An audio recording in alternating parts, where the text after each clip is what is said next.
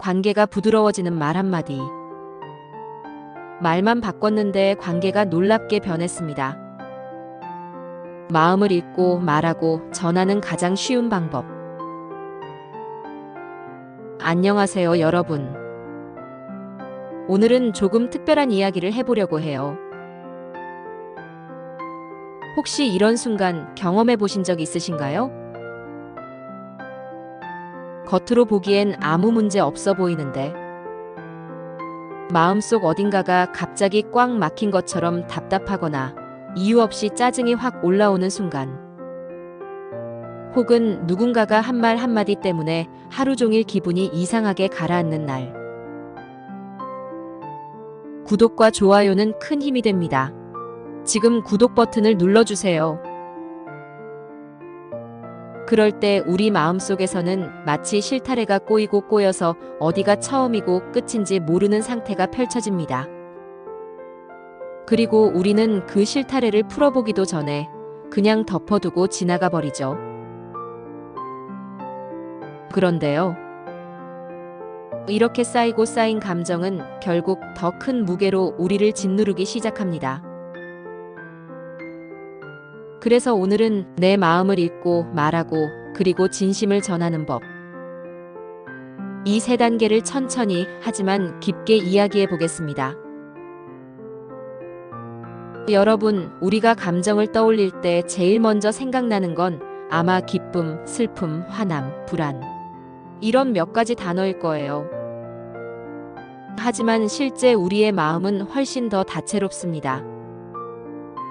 마치 수십 가지 색이 섞인 그림처럼 한 가지 감정 안에도 미묘한 농담과 뉘앙스가 숨어 있죠. 그 감정을 가장 먼저 알려주는 건 사실 우리 몸이에요. 몸은 정말 솔직합니다.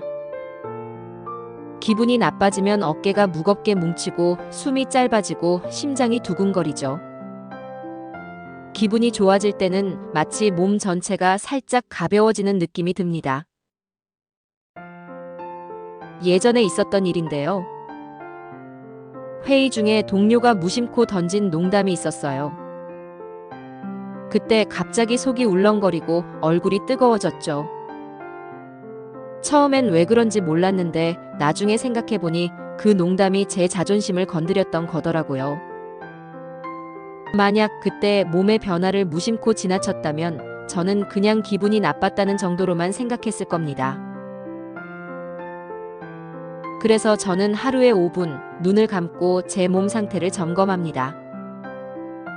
어깨는 어떤가? 숨은 편안한가? 손끝은 따뜻한가? 이런 짧은 점검만으로도 마음의 상태를 파악하는 중요한 힌트를 얻을 수 있어요. 우리가 쓰는 감정 단어는 생각보다 단조롭습니다. 하지만 그 단어들을 조금만 확장해도 내 마음이 훨씬 더 선명하게 보입니다. 예를 들어, 기쁘다 대신 마음속에 따뜻한 난로가 켜진 것 같다. 서운하다 대신 내 마음속 작은 창문이 스르륵 닫히는 느낌이었다. 이렇게 나만의 감정 언어를 만들면 단순한 기록이 아니라 나만의 감정 지도가 완성됩니다. 그리고 나중에 그 기록을 읽을 때 그날의 공기, 그 순간의 표정까지 다시 떠오르게 되죠. 감정의 이유를 찾는 건 감정을 다루는 첫걸음입니다. 왜 이렇게 짜증나지? 라고 묻는 순간 감정이 조금 객관적으로 보이기 시작하죠. 어쩌면 원인은 단순할 수도 있습니다. 잠을 설쳤거나 배가 고팠거나 혹은 예상치 못한 말이 내 마음을 건드렸거나. 이유를 알아내면 괜히 엉뚱한 사람에게 화를 내는 일은 줄어듭니다. 마치 지도에서 목적지를 찾은 것처럼 마음이 조금은 차분해집니다. 여기서 많은 분들이 멈춥니다. 말하면 오해받지 않을까? 괜히 불편해질까봐. 하지만 감정을 억누르는 건 결국 마음속에 오래된 먼지를 쌓아두는 것과 같습니다. 결국 언젠가는 터져버리죠. 내가 그렇게 하니까 기분 나쁘잖아. 이렇게 말하면 상대방은 금세 방어적으로 변합니다. 하지만 내 말을 듣고 내가 조금 속상했어 라고 하면요. 상대방은 내 감정을 이해하고 대화는 훨씬 부드럽게 이어집니다. 칭찬할 때도 마찬가지입니다. 내 발표 정말 잘했어. 대신 내 발표를 들으니 내가 참 뿌듯했어. 이 한마디의 차이가 마음의 온도를 바꿉니다. 감정을 그림처럼 그려 보여주세요. 마음이 깃털처럼 가벼워졌어. 속에서 불이 나는 것 같았어. 단어만 바꿔도 듣는 사람은 마치 그 장면을 함께 경험하는 것처럼 느끼게 됩니다. 완벽해 보이려고 애쓰는 순간 우리는 진짜 나를 잃어버립니다.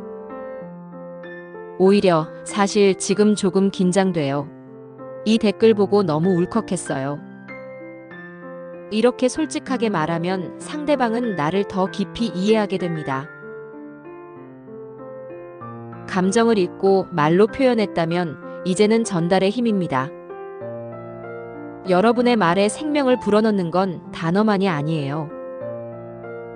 목소리, 표정, 제스처까지 모두가 메시지입니다. 기쁜 소식은 목소리를 살짝 높이고 속도를 빠르게.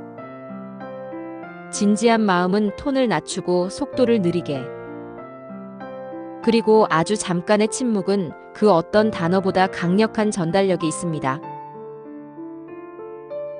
짧은 좋아요보다 그 선물을 받았을 때 마음이 따뜻해졌어요.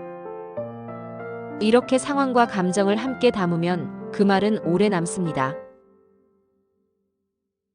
놀라움은 눈을 크게 뜨고 기쁨은 미소를, 아쉬움은 살짝 내려간 입꼬리로. 이 작은 변화들이 말보다 많은 걸 전해줍니다.